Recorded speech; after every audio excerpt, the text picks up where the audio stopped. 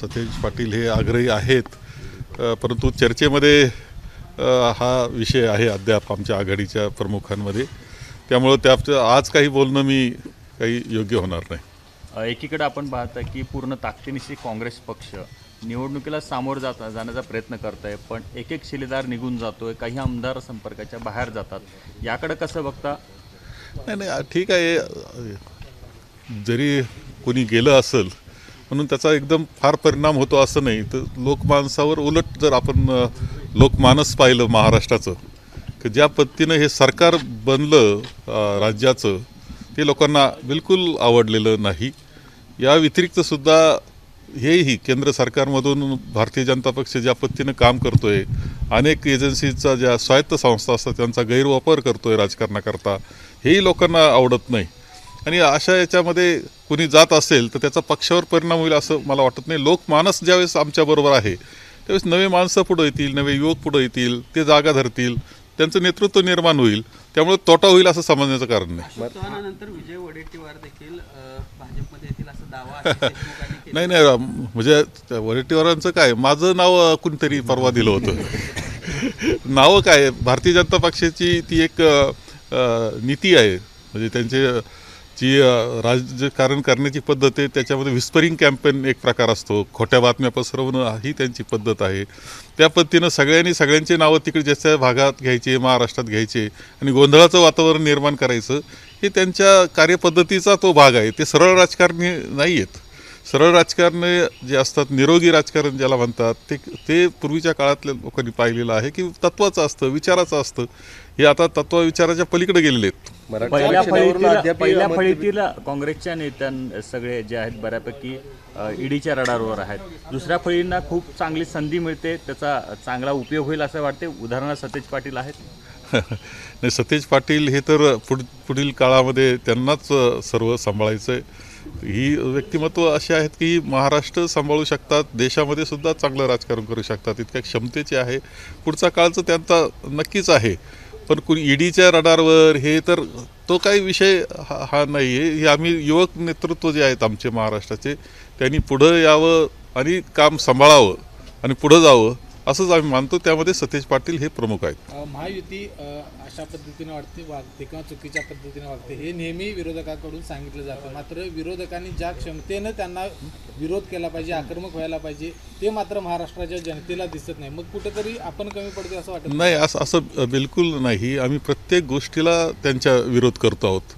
मणिपूरमध्ये जे घडलं त्याचा विरोध आम्ही मोठा प्रमाणावर केला. शेतकरी आंदोलनाचा ज्या पद्धतीने त्यांच्यावर आता अश्रुधूर सोडला जातोय, गोळ्या झाडल्या जात आहेत, त्याच्यावर सुद्धा आम्ही विरोध करतो. ते आंदोलन मोडण्याचे जे प्रयत्न आहेत, हे देश पातळीवरच्या अनेक गोष्टी आहे की ज्याचा विरोध आम्ही करतो, किंवा राज्य पातळीला जे चुकीचं चाललं त्याचा विरोध करतो.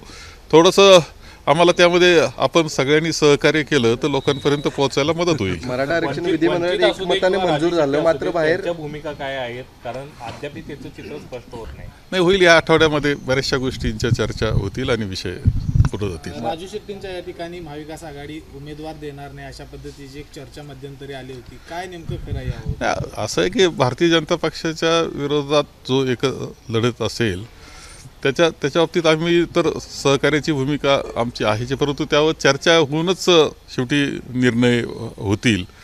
शेवटी त्यांनी भारतीय जनता पक्षाच्या विरोधात राहणार हे बी सांगावं लागणार आहे, त्या तत्त्वज्ञानाच्या कार्यपद्धतीच्या विरोधात राहावं लागणार आहे हे सांगावं लागलं. आमच्याबरोबर शेवटी आघाडीमध्ये त्यांना यावं लागणार आहे, ही वस्तुस्थिती आहे. मराठा आरक्षणाचा देखील मुद्दा आहे. मराठा आरक्षण देखील एकमतानं मंजूर झालं, मात्र बाहेर जे आहे ते त्याच्या शंका उपस्थित केली जाते अजूनही.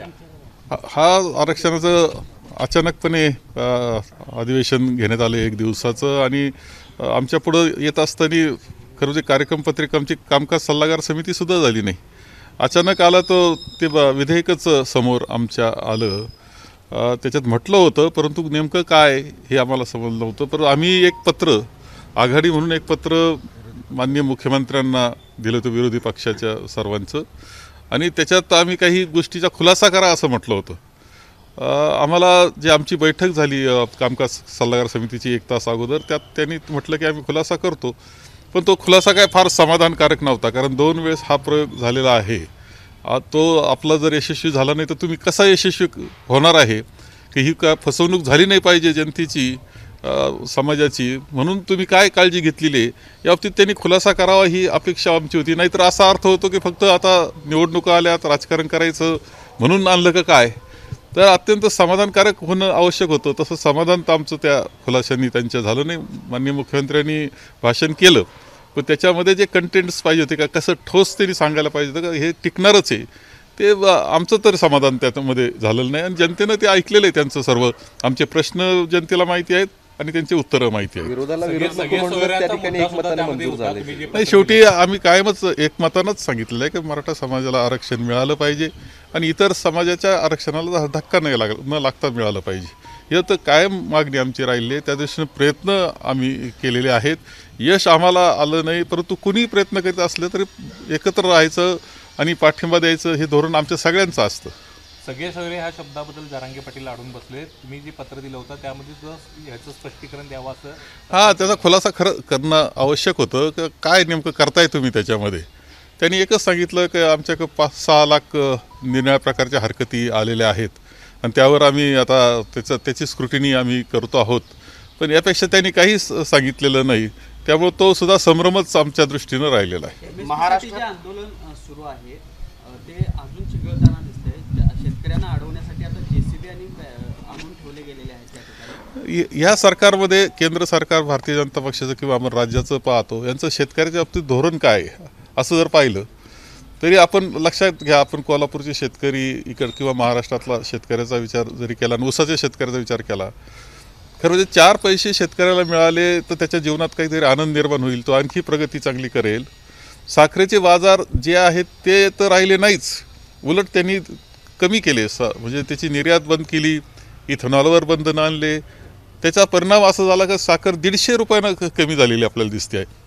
म्हणजे ग्राहकाचा विचार करण्यास आमची कोणतीही हरकत नाही, परंतु ग्राहकाचा विचार करत असताना ज्यानं पिकवलं, कष्ट केले, श्रम केले, ज्यांनी घाम गाळला त्याचा विचार झाला पाहिजे. त्याच्या खिशातून काढायचं हे काय बरोबर नाही. सरकारनं भार घेतला पाहिजे. कांद्याची निर्यात बंदी उठवली, मोठी घोषणा केली, कांद्याची निर्यात बंदी उठवली. पण तुम्ही ज्यावेळेस ती निर्यात होणं आवश्यक होतं त्यावेळेस ती केली नाही तुम्ही. आता गरज नाही तर आता निर्यात बंदी उठवली. प्रत्येक धोरण हे शेतकऱ्याच्या विरोधात असलेलं अशा प्रकारचं भारतीय जनता पक्षाचं सरकार आहे आणि परिणामतः एक प्रचंड असंतोष हा शेतकऱ्यामध्ये निर्माण झालेला आहे. तो दिसतो आपल्याला दिल्लीत, परंतु देशभर शेतकऱ्याची हीच अवस्था आहे. खरं तर महाराष्ट्रात महायुतीकडून मिशन 45+ असा नारा दिला जातोय. महाविकास आघाडीकडून काय नाही, आम्ही नारेविरेच्या भानगडीत नाही तर घोषवाक्य, नारे, सुंदर नावं ही भारतीय जनता पक्षाची एक ख्याती होती त्यांची. असंच म्हटले ते फिलगुड म्हटले होते 2004ला. तर काय झालं, फिलगुड झालं. 2004ला काय झालं आपल्या सगळ्यांना माहिती आहे. परंतु सर्वे काय येतात हे पहा तुम्ही. त्या इंडिया टुडे सारख्या एका नामवंत कंपनी ज्यावेळेस सर्वे करतील त्यात दाखवलं की 28 जागा ह्या आमच्या आघाडीच्या येणार आहे हे दाखवलं.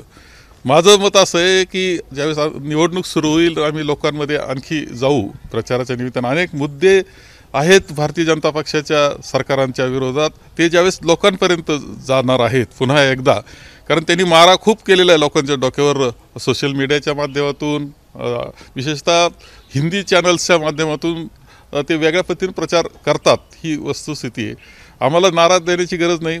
आज 28 दाखवत आहेत.